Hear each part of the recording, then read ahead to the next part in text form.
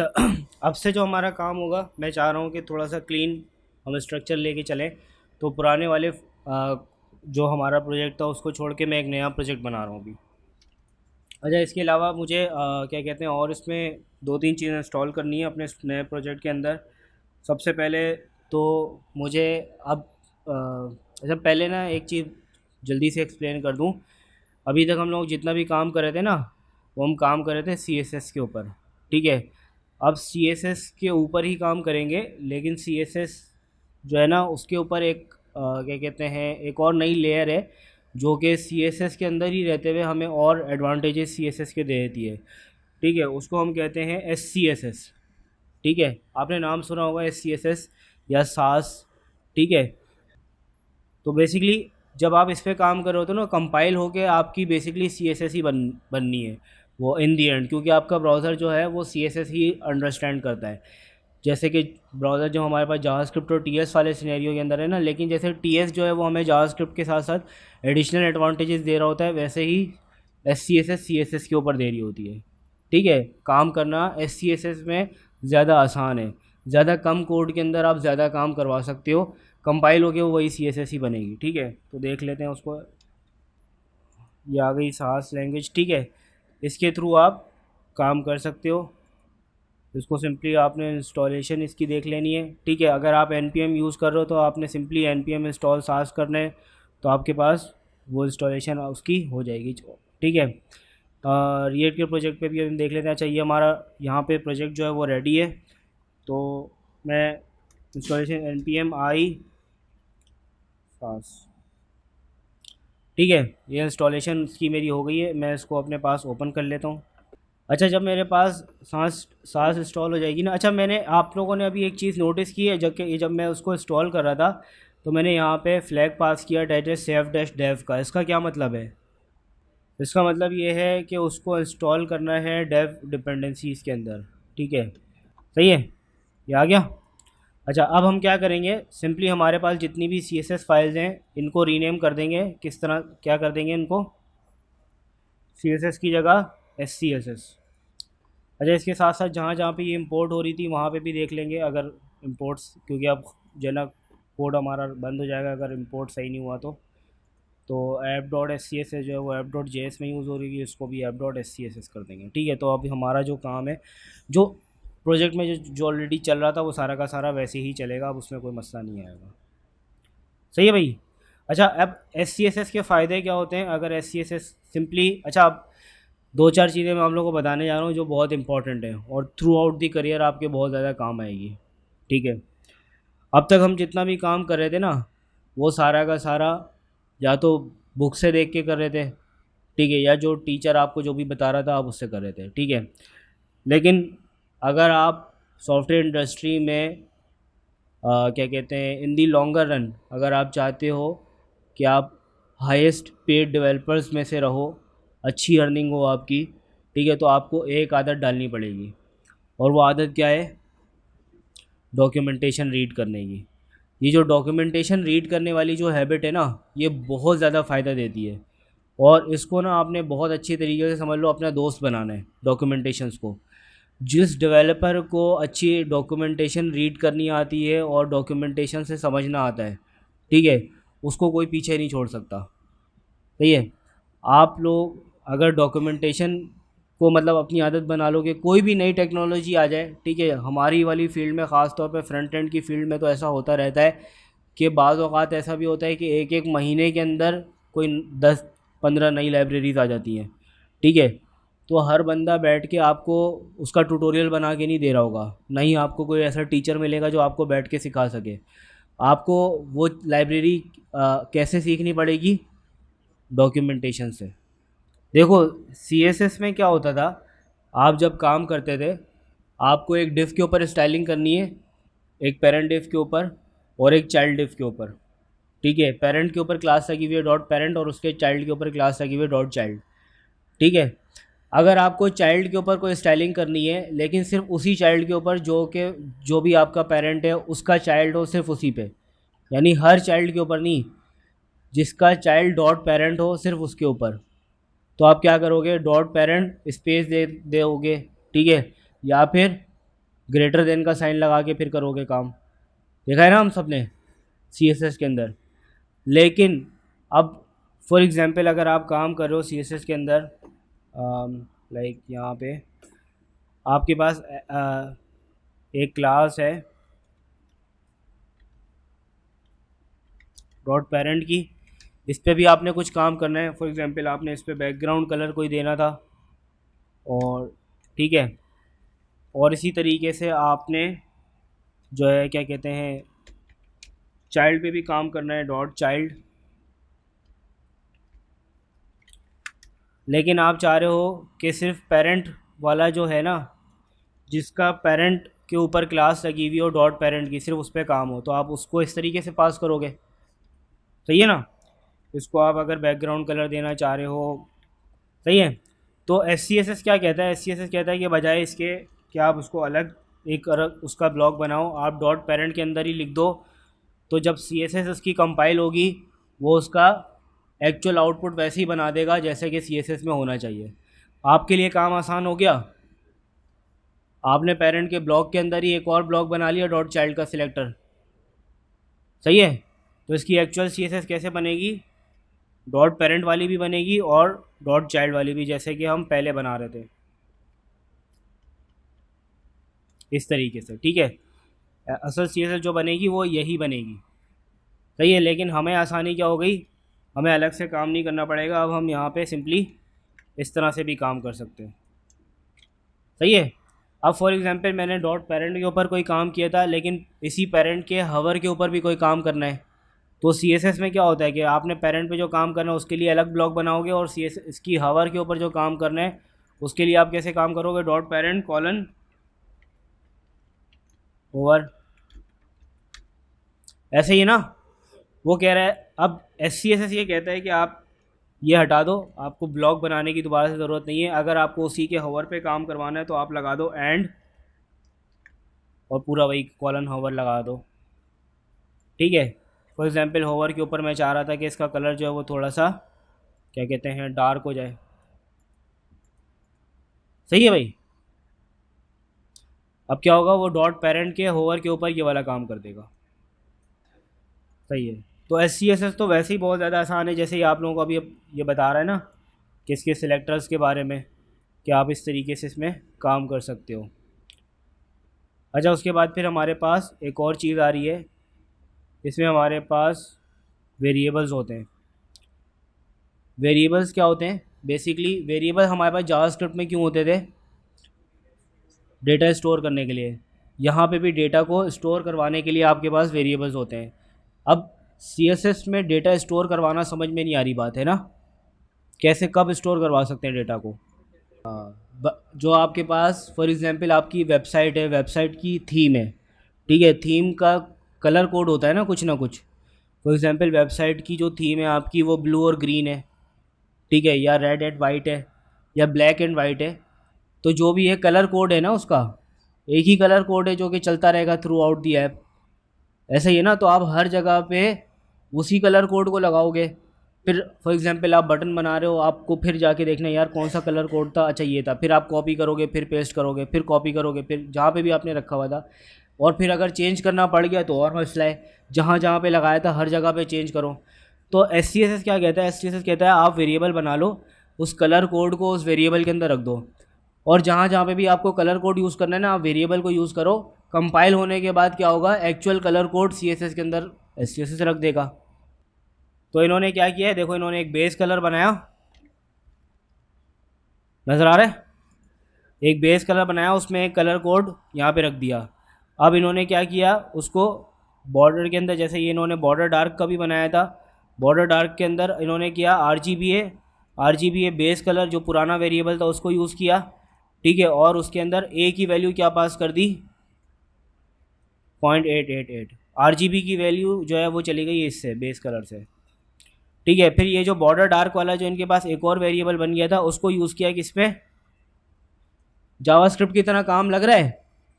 ऊपर एक वेरिएबल बनाया, दूसरे वेरिएबल बनाते वक्त उसी पुराने वेरिएबल को यूज़ कर लिया, ठीक है, और उसमें कुछ अपनी कैलकुलेशंस करवा ली, और उसके बाद जो सेकंड वेरिएबल था उसको यूज़ कर लिया बॉर्डर के अंदर, सही है। डॉलर जो है ना ये वेरिएबल बनाने के लिए यूज़ होता है इसमें। ठीक है, आप डॉलर लगा के कॉलन लगाओगे आगे, उसके बाद जो भी वैल्यू रखोगे ये वेरिएबल की वैल्यू है। ठीक है, वेरिएबल को बनाते वक्त और यूज़ करते वक्त आपको डॉलर का साइन देना ज़रूरी है यहाँ पे। अच्छा, जैसे यहाँ पे आपके पास वेरिएबल्स होते हैं, बिल्कुल उसी तरीके से यहाँ पे आपके पास फंक्शंस भी होते हैं। ठीक है, फंक्शन इनको कहते नहीं है, इसको कहते हैं बेसिकली मिक्सेंस। ठीक है। अच्छा देखो, इन्होंने क्या किया, इन्होंने एक स्टाइल बनाया रीसेट लिस्ट का। ठीक है, आप इसको कंसिडर कर सकते हो कि ये एक फंक्शन है एक तरह का। सही है भाई, क्या है ये फंक्शन। अच्छा, अब इस फंक्शन का काम क्या है, इस फंक्शन का काम है रिटर्न कर देना इस पूरी की पूरी CSS को। सही है, यानी जहाँ पे भी मैं इस फंक्शन को कॉल कराऊंगा वहाँ पे ये पूरी की पूरी CSS एज इट इज़ उठकर आ जाएगी वहाँ पे। सही है। अब इन्होंने क्या किया, इन्होंने एक और फंक्शन बनाया। हम फंक्शन के अंदर एक और फंक्शन कॉल करवा सकते हैं जावास्क्रिप्ट में, करवा सकते हैं ना। इन्होंने भी एक और फंक्शन बनाया, उसका नाम रखा क्या, हॉरिजॉन्टल लिस्ट। और उसमें रीसेट लिस्ट को इन्होंने यहाँ पे ऐड इंक्लूड के ज़रिए कॉल करवा दिया। मतलब क्या होगा यहाँ पे इस पूरे ब्लॉक के अंदर ये पूरी की पूरी CSS कॉपी होके आ जाएगी। ये पूरा रिप्लेस हो जाएगा किससे, margin zero, padding zero, list style none. सही है। फिर हमारे पास एक LI आया, जो कि इनकी अपनी जो भी CSS थी एडिशनल जो इन्होंने रखनी थी वो सारा काम इन्होंने किया। और फिर नेविगेशन एक UL के अंदर इनको ये सारे स्टाइल्स चाहिए थे, इन्होंने क्या कर दिया, @ इंक्लूड हॉरिजॉन्टल लिस्ट। यानी अब हॉरिजॉन्टल लिस्ट से क्या क्या मिलेगा पता है, एक ये वाली CSS मिलेगी और एक ये वाली। अच्छा, इसको फंक्शंस क्यों कहा था मैंने, इसलिए कि आप इसको आर्ग्यूमेंट्स भी पास कर सकते हो। ठीक है, फॉर एग्जांपल आपने CSS तो आपको चाहिए थी यहाँ पे। ठीक है, लेकिन CSS में ये जो मार्जिन की वैल्यू है ये आप चाह रहे हो कि मैं उस वक्त दूँ जब मैं इसको कॉल करवाऊँ, ऐसा भी पॉसिबल है। आपको कोई इसको, जैसे यहाँ पे इन्होंने पैरामीटर लिया हुआ है, देख रहे हो यहाँ पे डॉलर प्रॉपर्टी का, ये सारे के सारे इसके क्या हैं, ये पैरामीटर्स हैं। ठीक है, जहाँ पे इसने कॉल करवाया देख रहे हो RTL है, और RTL को जहाँ पे इसने कॉल करवाया वहाँ से इसने उसको वैल्यूज़ पास की हैं। जैसे सबसे पहले इसने डॉलर प्रॉपर्टी का एक आर्ग्यूमेंट बनाया था पैरामीटर। ठीक है, उसको इसने वैल्यू क्या पास की, फ्लोट। तो प्रॉपर्टी क्या हो जाएगी, तो यहाँ पे क्या आ जाएगा, प्रॉपर्टी की जगह पे क्या आ जाएगा, फ्लोट, है ना। अच्छा, LTR वैल्यू में इसने क्या पास किया है, लेफ़्ट, तो फ्लोट, फ्लोट लेफ़्ट। सही है, CSS क्या बनेगी, फ्लोट लेफ़्ट। इसी तरीके से यहाँ पे डॉलर प्रॉपर्टी, इसमें क्या आएगा,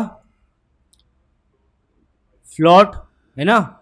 और RTL वैल्यू में राइट। सही है भाई। तो ये वाली जो है ना, ये अब जो आपके पास प्रोजेक्ट आएंगे एडवांस प्रोजेक्ट, उसमें जो है वो बहुत ज़्यादा हद तक पॉसिबल है कि नॉर्मल वाली CSS ना चल रही हो, SCSS चल रही हो। ठीक है, तो इसको भी आपने अब अपने हाथ पे सेट करना है।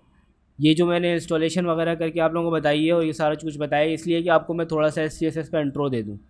ठीक है, ज़्यादा कुछ नहीं है, ज़्यादा बड़ी चीज़ नहीं है ये, मेरे आप एक दिन में देख लोगे। ये तो हो गया। इसके साथ साथ मैं अपने प्रोजेक्ट के अंदर एक और चीज़ चाह रहा हूँ, मैं चाह रहा हूँ कि अब मेरे पास एंड डिज़ाइन हो मेरे प्रोजेक्ट के अंदर, ताकि जो भी चीज़ मैंने यूज़ करनी है, बटन वगैरह, ये सारी चीज़ें मुझे खुद CSS पे काम ना करना पड़े, मैं इसी को ही यूज़ करूँ। ठीक है, तो एंड डिज़ाइन पे मैं आ रहा हूँ और मैंने इंस्टॉल करना है npm install nd। अच्छा, एंड डिज़ाइन के साथ साथ मुझको एक और चीज़ चाहिए। अच्छा, आइकन्स के लिए रिएक्ट के अंदर अगर आपको यूज़ करना है तो सबसे अच्छी लाइब्रेरी है रिएक्ट आइकन्स के नाम से। आपकी वेबसाइट के अंदर अगर आइकन्स हों तो आपकी वेबसाइट जो है वो एक्स्ट्रा अच्छी नज़र आती है, खूबसूरत नज़र आती है।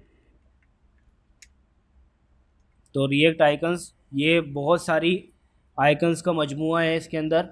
आप जो आइकन्स चाहो, एंड डिज़ाइन के आइकन्स, बूट स्ट्रैप के icons, fav icons, Font Awesome के आइकन्स, पता नहीं कौन कौन से आइकन्स इसके अंदर होते हैं जो कि आपको क्या कहते हैं इसमें हेल्प देंगे। गेम आइकन्स, पता नहीं कितने आइकन्स हैं, हज़ारों की तादाद में आइकन्स हैं, आपको फ्री मिलते हैं सारे के सारे। ठीक है, आप कोई से भी आइकन्स इसमें इंपोर्ट करके इस पर चला सकते हो। ठीक है, सिर्फ आपने npm install react dash icons dash safe चलाना है। अच्छा, ये हो गया। इसके बाद फिर मुझे एक और चीज़ चाहिए, वो चाहिए मुझे रिएक्ट राउटर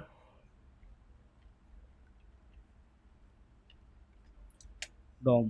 ठीक है, रिएक्ट राउटर डॉम जो है उसमें अभी हमारे पास नया वर्जन जो है वो आया है 6.4। ठीक है, तो इसी को ही अब यूज़ करेंगे हम।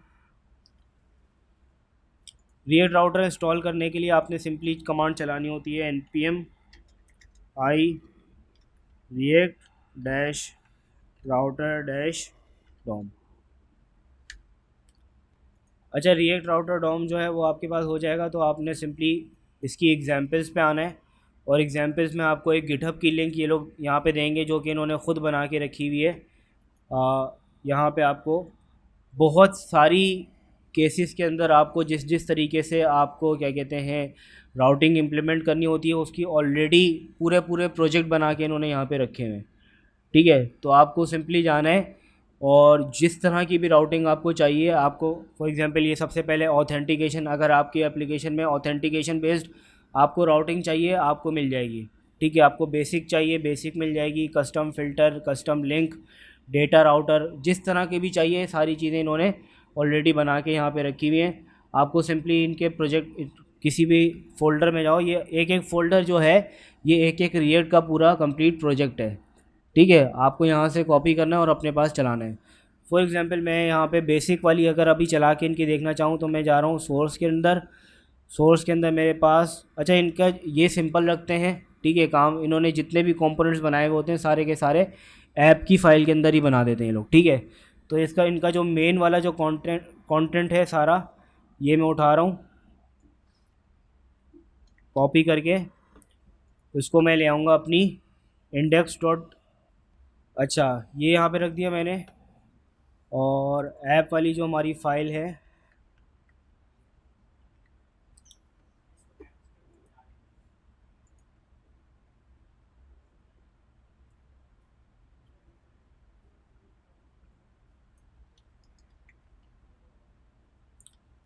उसका कोड सारा मैं रिप्लेस कर रहा हूँ ऐप वाली फ़ाइल से। ठीक है, एक एक करके अभी देखेंगे भी हम कि कौन सा काम इन्होंने कैसे किया है। फ़िलहाल मैं अभी इसको चला के देख रहा हूँ कि मेरे पास ये चलता है कि नहीं। अच्छा, ये प्रॉब्लम इनको आ रही है यहाँ पे। ठीक है, हमारे पास SCSS की फ़ाइल है इस वजह से। तो ये भाई चल गया। अच्छा, अब देखो इन्होंने राउटिंग पे कैसे काम किया हुआ है। हम सिंपली अभी कौन से राउट पे खड़े हुए हैं, अभी हम खड़े हुए स्लैश के राउट के ऊपर। ठीक है, जब हमारे पास कुछ भी नहीं होता यहाँ पे 3000 के बाद, यानी जो हमारी एक्चुअल जो क्या कहते हैं उसको, हमारा इन्वायरमेंट और हमारी जो होस्ट है यानी पोर्ट जो है हमारा, पोर्ट के बाद अगर कुछ भी नहीं लिखा हुआ तो मतलब वहाँ पे क्या है एक स्लैश। अगर मैं यहाँ पे आगे एक एक्स्ट्रा स्लैश लगा के भी इंटर कर दूँ ये यहीं पे ही रहेगा। ठीक है, इसका मतलब अभी हम कौन से राउट पे, स्लैश के राउट के ऊपर है। स्लैश के राउट के ऊपर हमारे पास सिंपल सा ये कंटेंट आ रहा है। अगर मैं होम पे क्लिक करता हूँ, अभी बेसिकली मैं होम पे ही हूँ। ठीक है, फिर मैं क्लिक करता हूँ अबाउट के ऊपर, ऊपर यूआरएल में क्या ऐड हो गया अबाउट, और यहाँ पे डेटा चेंज हो गया, अबाउट का डेटा आ गया। इसी तरीके से डैशबोर्ड पे क्लिक करता हूँ, स्लैश डैशबोर्ड आ गया ऊपर और नीचे भी। ठीक है, डैशबोर्ड का डेटा आ गया। अच्छा, नथिंग हेयर के यहाँ पे, यानी ये समझ लो हमारी एप्लीकेशन का एक तरह से 404 वाला जो राउट होता है ना ये वो है। यानी अगर आप कुछ भी यहाँ पे लगा देते हो ASDF तो ये वाला कंटेंट आपको यहाँ पे शो हो रहा होगा। सही है भाई, कोई भी राउट अगर आपकी एप्लीकेशन में एग्जिस्ट नहीं करता तो फिर वो इस वाले पे आएगा, वो 404 वाला पेज है। सही है, होम अबाउट। अच्छा, अब इन्होंने ये चीज़ बनाई कैसे ये देख लेते हैं जल्दी से। ये बेसिक राउट है, इस पर हमने ज़्यादा टाइम इसलिए लगाना नहीं है। ठीक है, सबसे पहले मैं आ रहा हूँ इंडेक्स के ऊपर। इंडेक्स पे इन्होंने क्या किया है, यहाँ पे इन्होंने रिएक्ट राउटर डॉम से इंपोर्ट क्या किया है ब्राउज़र राउटर, और उसको कहाँ पे लगाया है, उसको पेरेंट बना दिया है ऐप का। यानी हमारी पूरी की पूरी एप्लीकेशन जो है वो अब चाइल्ड हो गई है किसकी, ब्राउज़र राउटर की। ठीक है, यानी हम एक बात तो हमें समझ में आ गई कि ब्राउज़र राउटर जो है अगर राउटिंग चलानी है तो फिर पेरेंट होना चाहिए सबका। सही है भाई। अच्छा, ये उसके बाद फिर आते हैं हम ऐप के ऊपर। यहाँ पे इन्होंने क्या किया है, एक तो इन्होंने रिएक्ट में से चीज़ें इंपोर्ट करवाई हैं, ठीक है। आ, उसके बाद ये तो इसको छोड़ देते हैं, अभी इस पे आते हैं। अच्छा, यहाँ से इन्होंने राउट्स इंपोर्ट किए, राउट इंपोर्ट किया, आउटलेट और लिंक किसको कैसे यूज़ किया वो देख लेते हैं। अच्छा, ये देखो, ये जो हमारे पास सबसे पहले फंक्शन ऐप है और वो रिटर्न कर रहा है basic example, this example demonstrate some of the core features. ये हमें कहाँ नज़र आ रहा है? सही भाई। यानी जो चीज़ हमने ऐप के अंदर बगैर किसी लॉजिक के छोड़ दी है यहाँ पे, वो हमेशा किसी भी यूआरएल पे हम हों वो तो चलेगी ही चलेगी। ठीक है, जैसे कि जो नेविगेशंस वगैरह ये सारी चीज़ें हैं, ये बगैर किसी कंडीशन के हमने छोड़ी हुई हैं। ठीक है, तो ये हर राउट पे आप किसी भी यूज़र किसी भी पे राउट पे आ जाता है, वो चीज़ नज़र आएगी आएगी। जैसे कि हेडर फूटर, ठीक है, ये वो चीज़ें होती हैं जिनको आप राउटिंग में नहीं रखते, जिनको आप ओपनली छोड़ देते हो। ठीक है, क्योंकि ये वो चीज़ें हैं जो यूज़र किसी भी पेज पे जाए उसको नज़र आएगी आएगी।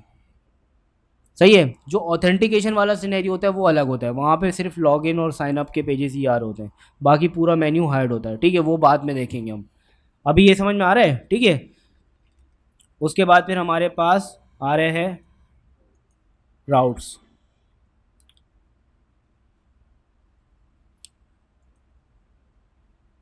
अच्छा, राउट्स में हमने इन्होंने क्या बनाया हुआ है, समझ में आ रहा है देख के क्या हो रही है? एलिमेंट्स,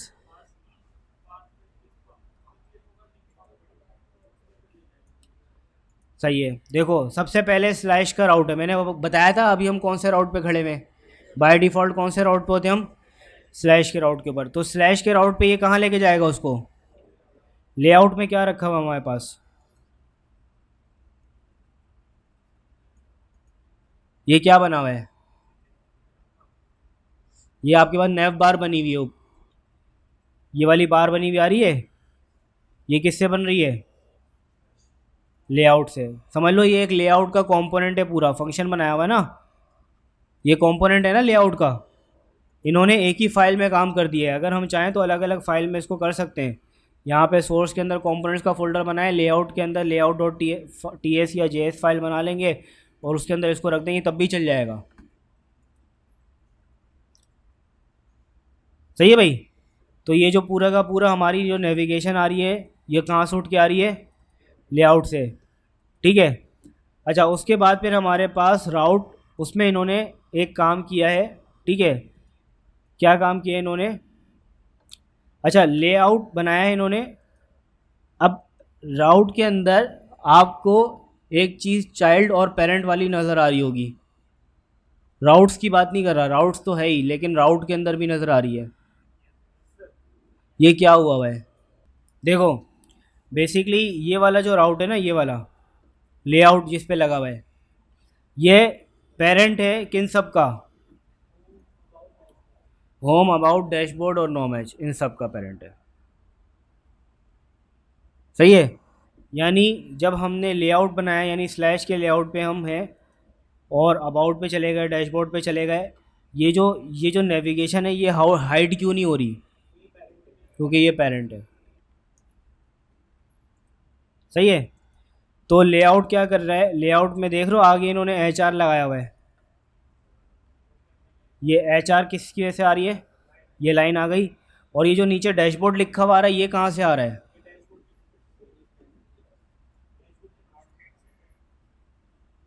ये आ रहा है आउटलेट से।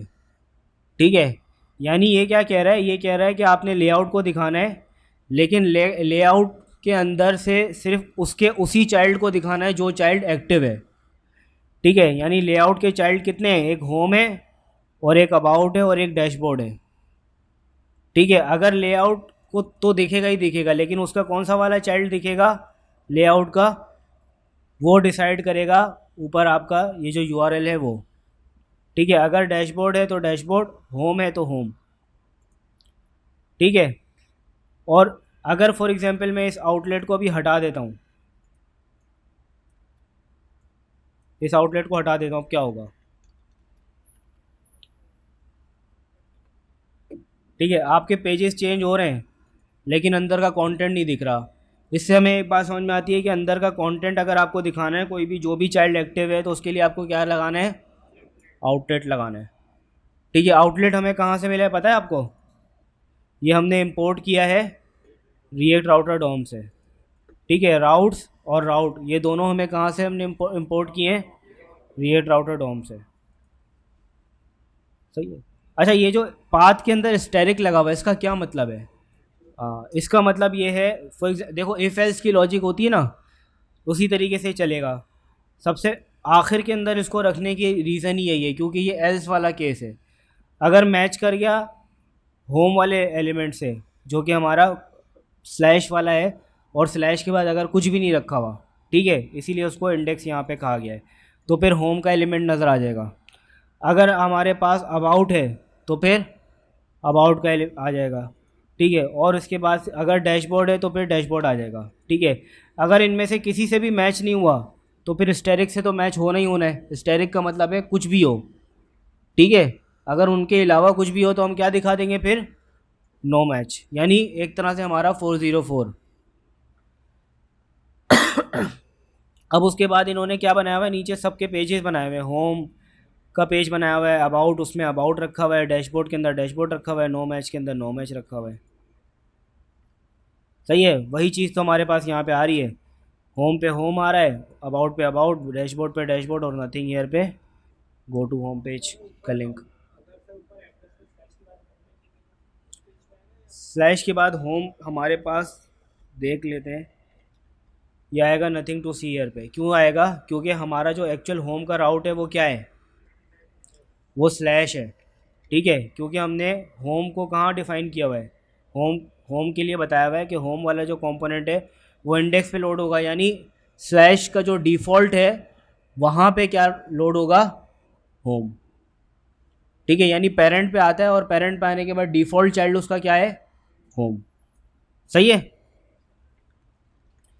एक एग्जाम्पल हमने देख ली, एक और एग्जाम्पल हम देख लेते हैं जो कि इससे ज़्यादा बेहतर एग्जाम्पल है, और वही आप लोगों ने क्या कहते हैं थ्रू आउट यूज़ करनी है। अच्छा, एक एग्जाम्पल अब हम ये वाली देख रहे हैं, राउट ऑब्जेक्ट्स वाली। ठीक है, अभी जो हमने देखा था वो बेसिक वाली एग्जाम्पल थी। यहाँ पे हम देख लेते हैं मेन में, मेन के अंदर काम हमारा वैसे ही चल रहा होगा जैसा है, तो मेन के अंदर कुछ भी चेंज करने की जरूरत नहीं है। मेन का मतलब इंडेक्स डॉट जेएस, इन्होंने मेन डॉट बनाई हुई है, हमारे पास इंडेक्स चल रही है। ठीक है, तो ऐप डॉट टी एस है, इसको मैं कर रहा हूँ कॉपी,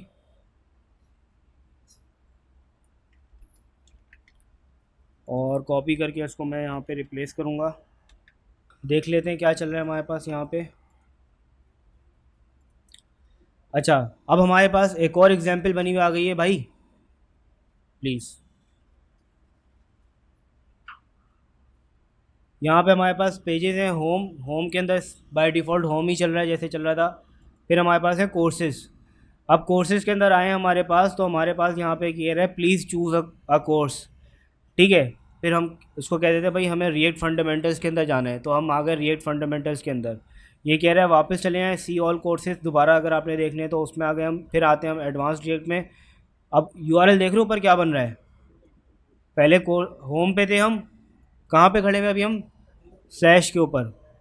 ठीक है, फिर हम कोर्सेज पे आए तो क्या राउट हो गया हमारा, स्लैश कोर्सेज। स्लैश कोर्सेज में क्या आ रहा है हमारे पास, कोर्सेज की लिस्ट आ रही है। मैंने कोई एक कोर्स सिलेक्ट कर लिया यहाँ से। जब मैंने कोर्स सेलेक्ट कर लिया तो हमारे पास यूआरएल क्या बना है, slash courses slash react fundamentals. इसका मतलब पता है क्या है, हम चाइल्ड के अंदर एक और चाइल्ड राउटिंग कर रहे हैं, हम नेस्टेड राउटिंग कर रहे हैं यहाँ पे। पहले हमारे पास स्लैश पे थे, स्लैश से स्लैश कोर्सेज पे आए, अब हम स्लैश कोर्सेज के अंदर आ गए। ठीक है, तो अब यहाँ पे हमारे पास मल्टीपल यहाँ पे ऑप्शंस आ रहे हैं, रिएक्ट कोर्सेज, एडवांस रिएक्ट, ठीक है, रिएक्ट राउटर, रिएक्ट फंडामेंटल्स, जो भी हैं ये हमारे कोर्स हैं। अच्छा, अब ये वाला काम चल कैसे रहा है, यहाँ पे जो स्ट्रक्चर था वो वाला इस्तेमाल नहीं हुआ, राउटर राउट्स और राउट वाला। यहाँ पे हमने इसको एक प्रॉपर ऑब्जेक्ट बना के दिया है। ठीक है, ये वाला तरीक़ा ज़्यादा सिंपल है। ठीक है, और ज़्यादा क्या कहते हैं, अगर आपको समझ में आ जाता है तो आपके लिए ज़्यादा फ़ायदेमंद भी है। और यही स्ट्रक्चर है जो कि आपको ऑलमोस्ट तकरीबन एप्लीकेशंस के अंदर आपको मिलेगा। ठीक है, अब इसको देख लेते हैं ये कैसे काम कर रहा है। सबसे पहले इन्होंने बनाया स्लैश का राउट। ठीक है, स्लैश पे इन्होंने क्या बता दिया, एलिमेंट हमारा स्लैश पे क्या चलेगा, लेआउट का। मैं लेआउट पे देख लूँ क्या रखा हुआ है। लेआउट में हमारे पास रखी हुई है नेविगेशन, हमारा नेव बार। ठीक है, होम कोर्सेज नथिंग हेयर, ये आ गया होम कोर्सेज नथिंग हेयर। अब यहाँ पे मेरे पास सबसे पहले तो हम देख लेते हैं कि ये जो रिटर्न हो रहा है ये डिव है। ठीक है, डिव के अंदर एक H1 पड़ा हुआ है, रिएक्ट ऑब्जेक्ट एग्जाम्पल्स, फिर पैराग्राफ है, फिर एक और पैराग्राफ है, उसके बाद एलिमेंट है। एलिमेंट को भी हटा देते हैं, यहाँ तक हम देख लेते हैं कि भाई हमारे पास एक दो पैराग्राफ्स हैं और एक H1 है। तो ये आ गया हमारे पास दो पैराग्राफ्स और एक H1। ठीक है, ये तो हमारे ऐप से सिंपल सा रिटर्न हो रहे हैं ना, यहाँ तक तो कोई लॉजिक इस्तेमाल ही नहीं हुई। ठीक है, उसके बाद हमारे पास आ रहे हैं एलिमेंट्स। अगर मैं इस एलिमेंट को हटा दूं तो मेरे पास क्या होगा, सब हट गया, पूरी राउटिंग मेरी हट गई।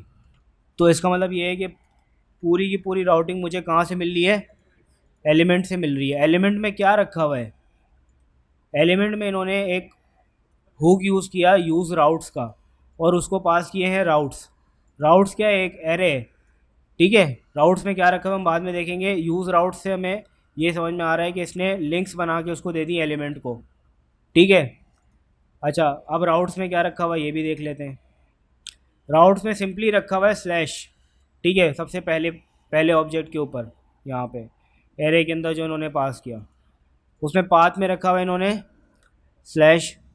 उसके बाद फिर एलिमेंट, और एलिमेंट में रख दिया लेआउट। लेआउट के अंदर क्या आ रहा है मेरे पास, यहाँ पे हमारे पास नेविगेशन बार आ रही है। ठीक है, यानी स्लैश के ऊपर कुछ दिखे या ना दिखे, हमें ये वाली नेविगेशन जो है ये तो दिखनी है। ठीक है, ये कौन सी नेविगेशन है, ये वाली नेविगेशन नहीं है, ये पेरेंट नेविगेशन है, होम कोर्सेज वाली। ये देखो नज़र आ रहा है। अच्छा, उसके बाद इसने बताया कि भाई ये जो स्लैश है ना, स्लैश के चिल्ड्रन होंगे। ठीक है, ये वो डिफाइन हुआ यहाँ पे। अच्छा, चिल्ड्रन को इसने क्या कहा, इसने सबसे पहले तो इंडेक्स ट्रू कहा और फिर एलिमेंट को दे दिया होम। इसका मतलब क्या हुआ, समझ में आया।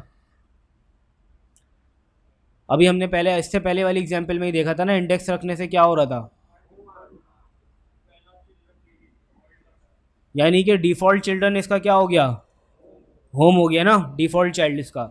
यानी कि हम सिंपली अगर स्लैश के ऊपर खड़े होते हैं तो हमें कंटेंट किसका दिखेगा, होम का दिखेगा। दिख रहा है होम यहाँ पे। उसके बाद हम आ रहे हैं स्लैश कोर्सेज, यानी इसके बाद मैंने बताया कि इसका एक और चाइल्ड है, उसका नाम है स्लैश कोर्सेज। सही है, स्लैश कोर्सेज पे जब हम आते हैं तो एलिमेंट कौन सा दिखेगा, कोर्सेज का। लेकिन इसने साथ साथ ये भी बताया कि कोर्सेज के भी चाइल्ड हैं। ठीक है, चिल्ड्रन का दे दिया ना आगे, इसने की दे दी ना उसको, आगे आगे नज़र आ रहा है एलिमेंट के बाद चिल्ड्रन। तो एलिमेंट के भी चिल्ड्रन हो सकते हैं। ठीक है, तो मैं यहाँ पे अगर आता हूँ और सीधा स्लैश कोर्सेज पे आ जाता हूँ। ठीक है, तो सबसे पहले तो ये जो कोर्सेज है, कोर्सेज के अंदर क्या रखा हुआ है, एक तो रखा हुआ है H2 कोर्सेज का, और दूसरा क्या रखा हुआ है, आउटलेट। यानी कि आप ये कोर्सेज दिखाओगे H2 के अंदर, और उसके बाद जो भी चाइल्ड एक्टिव है उस एक्टिव चाइल्ड की जो भी यूआई है, यानी जो भी डेटा आ रहा है वो दिखाओगे। ठीक है, अब कोर्सेज का एक्टिव चाइल्ड कौन सा होगा, जो बाय डिफ़ॉल्ट उसका चाइल्ड है। डिफ़ॉल्ट चाइल्ड कौन सा है इसका, डिफ़ॉल्ट चाइल्ड कौन सा है, कोर्सेज इंडेक्स। ठीक है, कोर्सेज इंडेक्स से क्या आउट क्या आ रहा होगा, वो जो नेविगेशन हमें नज़र आ रही है नीचे लिखी हुई बनी हुई, वो आ रही है, प्लीज़ चूज़ अ कोर्स, और फिर उसके जितने भी यहाँ पे ये सारे के सारे उसके इंडेक्स से नज़र आ रहे हैं। यानी कि अगर स्लैश कोर्सेज के बाद अगर कुछ भी नहीं लिखा हुआ तो फिर आप क्या करोगे, आप ये दिखा दोगे। ठीक है, उसके बाद इसने क्या कहा, अगर कोर्स के बाद कोई भी, अच्छा यहाँ पे एक नई चीज़ आ रही है, आप यूआरएल के अंदर देख रहे हो कॉलन लगा हुआ है, इसका मतलब क्या है, इसको कहते हैं राउट पैरामीटर। क्या कहते हैं? राउट पैरामीटर्स। बेसिकली पैरामीटर का मतलब ये होता है कि हर बार जब उस किसी भी को भी कॉल कराए, जैसे फंक्शन को हम पैरामीटर दे रहे होते हैं तो हर बार कॉल करवाते हैं एक नई वैल्यू के साथ, ऐसे ही होता है ना। तो इसमें भी राउट में भी हम ये कहते हैं कि भाई हम इस राउट को कॉल करवाएंगे हर बार एक नई वैल्यू के साथ। ठीक है, अब इसकी सिंपल सी एग्जांपल ये ले लो कि किसी की भी एक गिटहब की प्रोफाइल है, यहाँ पे एक गिटहब की प्रोफाइल है।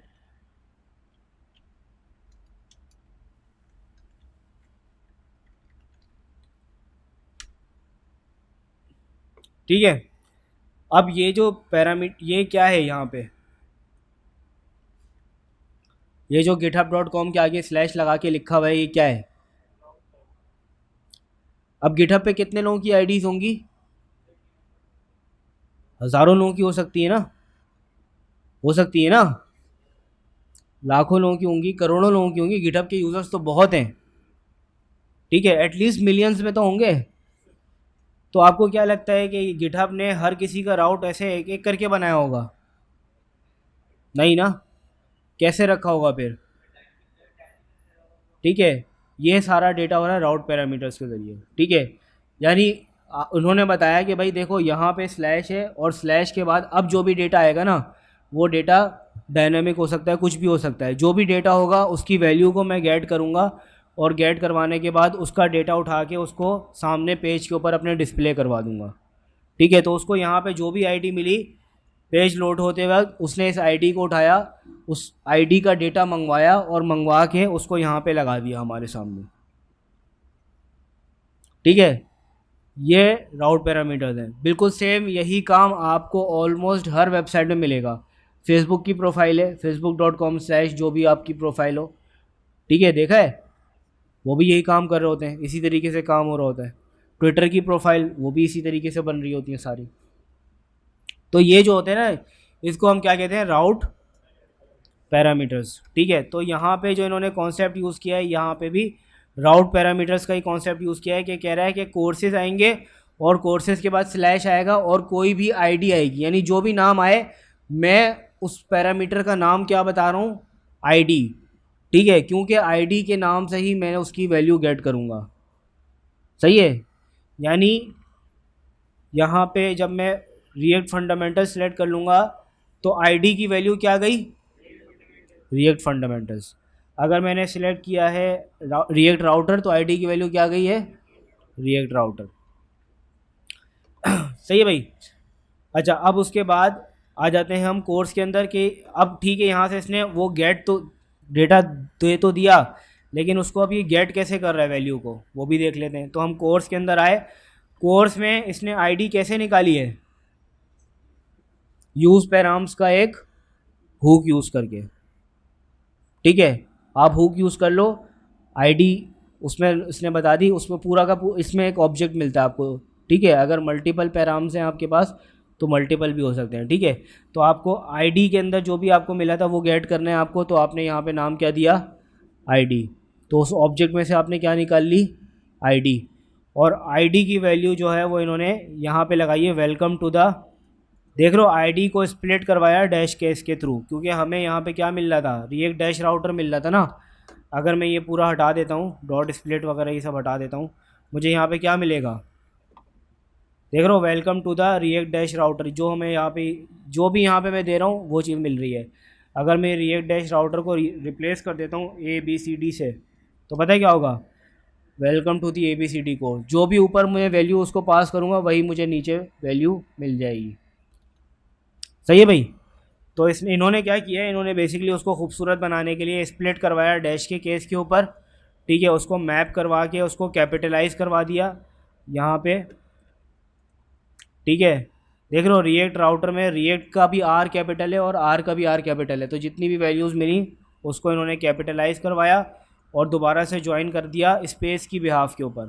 ठीक है, तो वापस साथ में लगा के उसको दिखा दिया और फिर कोर्स आगे लगा दिया। तो यूज़र ने जो भी ऊपर लिखा हुआ आ रहा है यहाँ पे उसी की वैल्यू उठा के इन्होंने यहाँ पे दिखा दी। ठीक है, फिर इन्होंने ये हार्ड कोडेड रख दिया, this is a great course you gonna love it. और फिर यहाँ पे एक इन्होंने स्लैश कोर्सेज़ के लिए वापस जाने के लिए सी ऑल कोर्सेज़ के लिए स्लैश कोर्सेज़ का लिंक दे दिया। कैपिटलाइज के अंदर इन्होंने कुछ भी नहीं किया, .480 करके .2 अपर केस और /1 करके उसको वापस ज्वाइन कर दिया, यानी पहले कैरेक्टर को कैपिटल किया है बस, अपर केस कर दिया है। फिर नो मैच के ऊपर looks like you are lost, go to home page वगैरह, ठीक है। नो मैच जो है वो हमारा सबसे पेरेंट वाले में चल रहा है यहाँ पे। सही है भाई। अच्छा, अब एक सवाल है आप लोगों से, बताओ यहाँ पे नो मैच क्यों नहीं रखा इन लोगों ने? ये वाला जो नो मैच है ये किसका है? ये तो इसका है ना, है ना। अच्छा बताओ, लेआउट है ना, लेआउट के कितने चाइल्ड हैं? 3 चाइल्ड हैं, ठीक है। लेआउट के 3 चाइल्ड कैसे हैं? पहला ये वाला होम, ठीक है, दूसरा चाइल्ड इसका कोर्सेज वाला, और तीसरा चाइल्ड नो मैच वाला। अच्छा, कोर्सेज के कितने चाइल्ड हैं?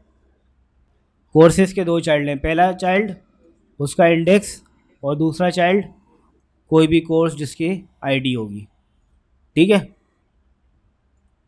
अच्छा, अब मेरा सवाल वापस आते हैं सवाल के ऊपर। ये बताओ यहाँ पे नो मैच क्यों नहीं रखा? कोर्सेज के चाइल्ड में नो मैच क्यों नहीं आया? देखो, यहाँ पे हमारे पास हमने लॉजिक इस तरह से लगाई हुई है कि स्लैश के बाद कोई भी वैल्यू हो, कोई भी वैल्यू हो, हम उसको आईडी कंसीडर करेंगे और उसको भेजेंगे कौन से कोर्स के राउट के ऊपर। तो यहाँ पे नो मैच बनता है, सेंस बना रहा है?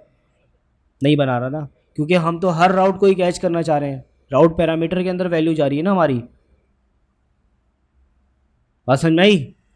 इस वजह से यहाँ पे नो मैच नहीं रखा गया। अच्छा, राउटिंग मैंने आपको क्या कहते हैं, जो 2 एग्जांपल्स बनाई हैं, आप लोग जब एप्लीकेशन अपनी बना रहे होगे तो आपने ये वाली एग्जांपल यूज़ करनी है, सेकंड वाली एग्जांपल, ठीक है। आप लोग सिंपली ये जो मैंने एग्जांपल आपको दी है, इसी एग्जांपल जो इनकी है इसी को देख ले सकते हो, इसको कॉपी कर सकते हो। लेकिन यहाँ पे जो काम हुआ है ना, इन्होंने ऐप के अंदर ही सारा का सारा कोड रख दिया है, आप अलग अलग कंपोनेंट में ब्रेक करोगे, ठीक है। राउटिंग जो आएगी, बेसिकली आपकी राउटिंग को आप यहाँ पे रखते भी नहीं हो। ये जो राउट्स है ना, पूरे राउट्स, ये आपके किसी और फाइल से एक्सपोर्ट होके आते हैं। ये पूरा का पूरा एरे जो है ना, ये एरे जो है वो कहीं और से एक्सपोर्ट करवाओगे आप और यहाँ पे इंपोर्ट करोगे, ठीक है। इसको यहाँ पे नहीं रखोगे आप, सही है। आपने काम जो है ना वो इसी तरीके से करना है। आप जो अपनी एप्लीकेशन के अंदर राउटिंग चलाओगे, यही वाली राउटिंग चलाओगे, सही है भाई, क्योंकि यही राउटिंग है जो आपको ऑलमोस्ट हर जगह पे आपको मिलेगी।